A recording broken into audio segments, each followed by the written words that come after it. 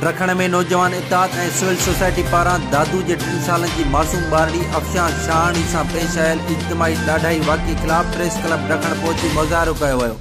नौजवान इत्तेहाद जे अॻुवाणनि अब्दुल ख़ालिक ईसानी, सलमान सूमरो, सनाउल्ला अबड़ो, मुंतसिर मेहदी ऐं ॿियनि जी अॻुवाणी में हथनि में बैनर खणी प्रेस क्लब वारो मुज़ाहिरो कयो वियो।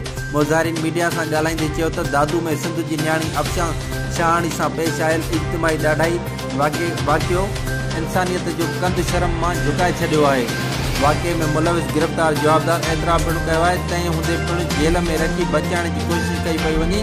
हुननि मुतालबो कयो आहे त सिंध जी न्याणियुनि सां वधंदड़ ज़्यादती वाक़िअनि जी रोकथाम लाइ सिंध सूबे में अलॻि क़ानून जोड़ियो वञे ऐं जवाबदार खे फाहीअ जी सज़ा ॾिनी वञे त जीअं ॿिए कंहिं सिंध जी न्याणी सां अहिड़ो वाक़ियो पेश न अची सघे।